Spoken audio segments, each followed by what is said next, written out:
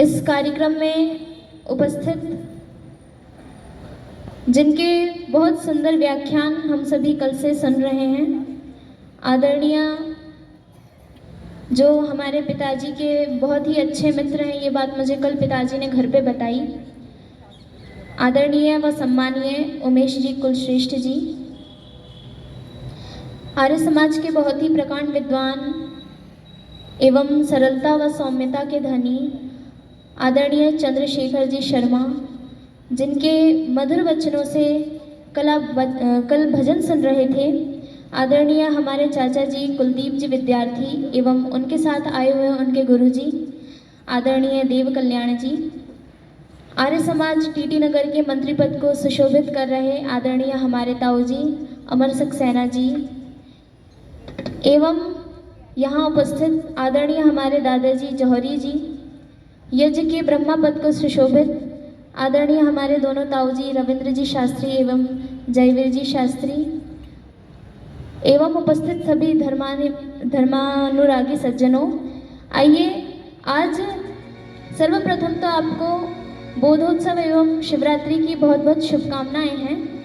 और अब हम लोगों का जैसे विषय कल ये निर्धारित हो गया था कि महर्षि दयानंद पे हमें कुछ बोलना है, तो सर्वप्रथम तो हम सभी महर्षि के गुणगान करेंगे।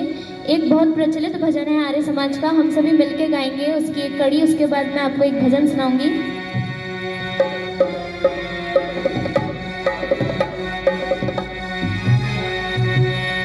हम आज एक ऋषिराज की पावन कथा सुनाते हैं, याद आ गया?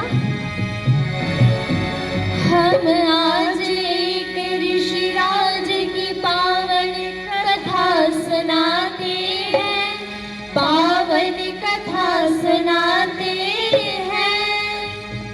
आनंद कंद ऋषि दयानंद की गाथा गाते हैं, हम कथा सुनाते हैं। ओ हम आज एक ऋषिराज की पावन कथा सुनाते हैं, पावन कथा सुनाते हैं। आनंद कंद ऋषि दयानंद की गाथा गाते हैं, हम कथा सुनाते हैं। हम एक अमर इतिहास के कुछ पन्ने पलटाते हैं, कुछ पन्ने पलटाते हैं। आनंद कंद ऋषि दयानंद की गाथा गाते हैं, हम कथा सुनाते हैं। ऋषिवर को लाख प्रणाम, मुनिवर को लाख प्रणाम, धर्म धुरंधर मुनिवर को कोटि कोटि प्रणाम, कोटि कोटि प्रणाम।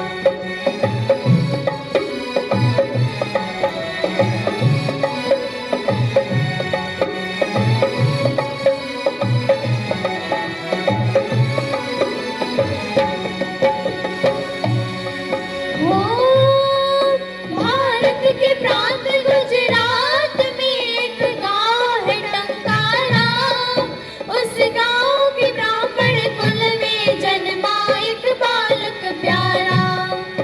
बालक के पिता थे करसन जी, माँ थी अमृतबाई।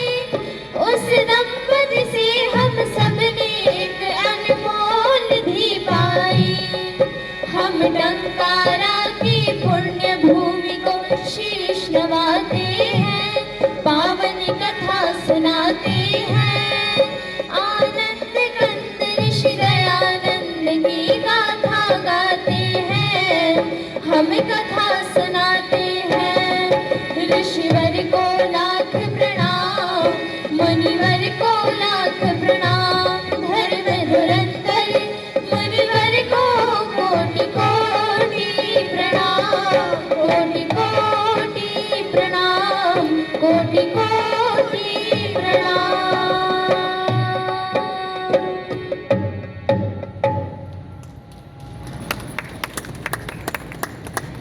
जैसा कि हम सभी जानते हैं और ये बात मैं अक्सर बोला करती हूँ और मैंने बहुत बार ये बात आप लोगों को बताई भी है, लेकिन मैं फिर से ये रिकॉल करवा देना चाहती हूँ।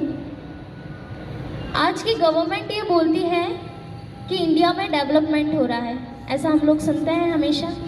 आज की गवर्नमेंट यही बोल रही है कि डेवलपमेंट हो रहा है, और ये कविता मैंने आपको बहुत बार सुनाई, इसकी एक पंक्ति है बस ये मैं फिर से आपको सुनाती हूँ कि डेवलपमेंट कैसा हुआ।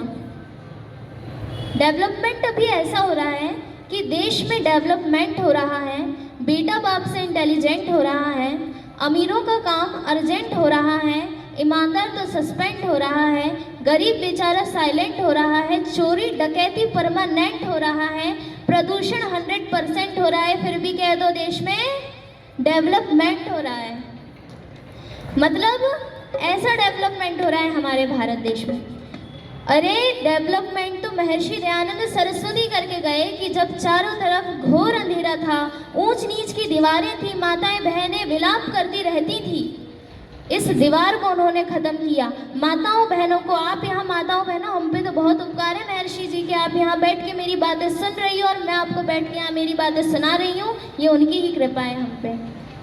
तो आइए एक और भजन, चूँकि मेरे पास ज़्यादा समय नहीं है और हमारे मध्य में बहुत अच्छे विद्वान आके बैठे हुए हैं। एक श्लोक आता है, उदयति यदि भानु पश्चिमे दिग्विभागे, प्रचलति यदि मेरु शीततां याति वह्नि, विकसति यदि पद्मं पर्वताग्रे शिलायां, न भवति पुनरुक्तं भाषितं सज्जनानां। अर्थात मैं इस श्लोक के माध्यम से आपको ये समझाना चाहती हूँ कि हम ये भी मान लेंगे कि सूर्य पूर्व के बजाय पश्चिम से उग गया, पहाड़ चलने लगे, आग गर्म होने के बजाय शीतल होने लगी, कमल पुष्प जो है वो पानी के बजाय पहाड़ की चोटी पे उगने लगा। लेकिन हम ये नहीं मान सकते कि सज्जन व्यक्ति के जो वचन हैं वो हमारे लिए हितकारी नहीं हैं, क्योंकि जो सज्जन व्यक्ति होते हैं वो हमेशा हमारे हित के लिए ही बात करते हैं। और ऐसे सज्जन पुरुष अभी हमारे मध्य में बैठे हुए हैं जिनकी बातें अभी आप लोग हमारे पश्चात सुनेंगे।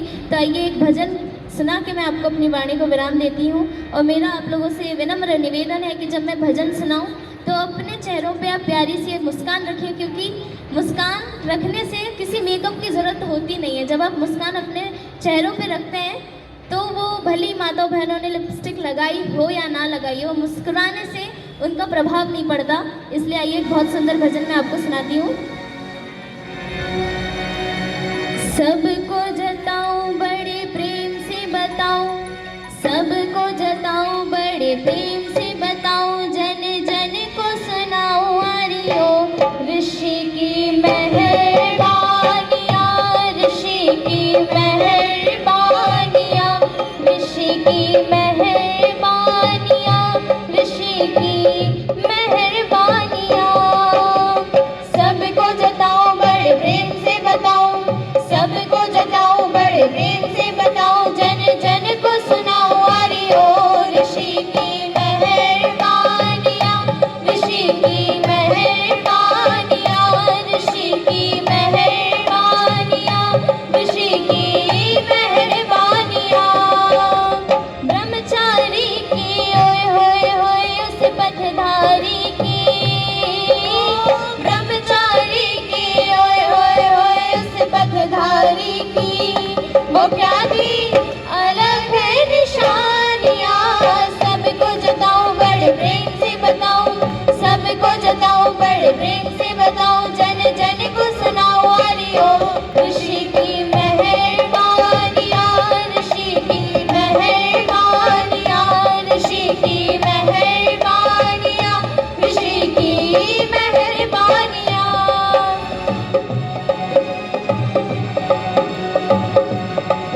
गुजरात में टंकारा ओहो,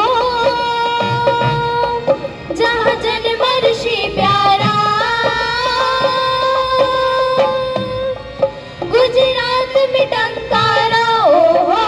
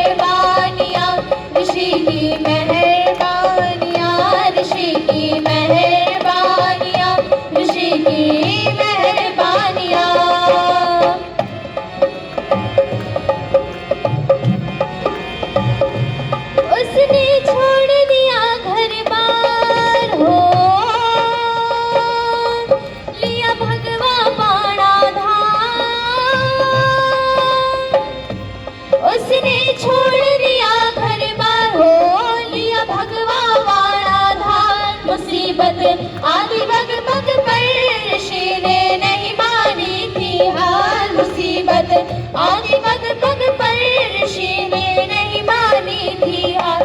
निराली शान को लेकर ओए होए होए स्वाभिमान को लेकर, निराली शान को लेकर ओए होए होए स्वाभिमान को लेकर वो बन गया अलग जगहिया।